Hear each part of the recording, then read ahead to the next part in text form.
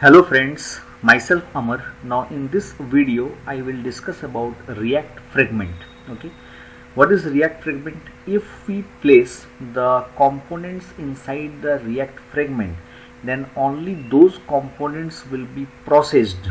Remaining all the components will be skipped. Okay, let me show you programmatically. Here what I have done, I have created a project AJAX Fragment, and here there is the index.xhtml page, and here I have created a managed bean named as user.java inside the repos code package. Now in the user managed bean, here I have created a name property, and here I have created its corresponding getter and setter, and the name of the managed bean I have given as user. Okay, now in the index.xhtml page, what I have done, I have used the required PrimeFaces and JSF tags, and inside the form tag I have used panel grid. Inside the panel grid I have used output label for address, value is address, and I have used the input text having the ID as address, and I have made this input text required. Okay, and this panel grid has been closed here, right? After that, here I have used the fragment tag, and I have made the auto update property as true. Inside this fragment I have used the panel grid. Inside this panel grid I have used the output label, and in the for attribute I have written name and the value is name. In the input text I have used ID equals to name, and value I have written user.name. This means the value provided in the input text will be assigned to the name property of the user managed bean.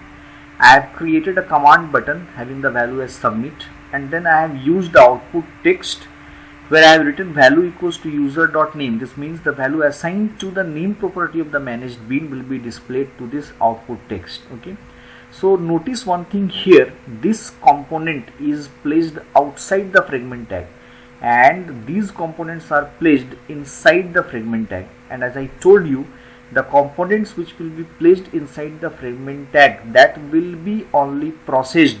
Remaining all the components will be skipped. So these components will be skipped even if it is true. Now let me run this project. Now you will get output like this.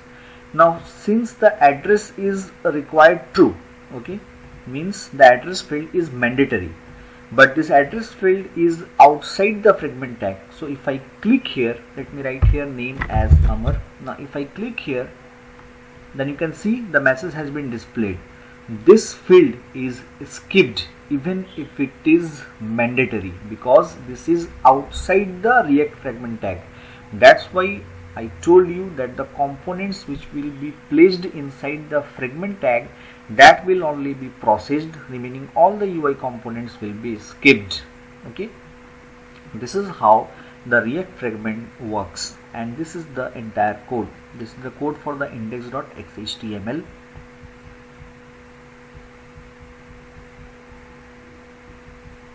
And this is the code for the user managed bean. I hope you have liked my video. If you have liked my video, please subscribe to my channel. Thank you so much.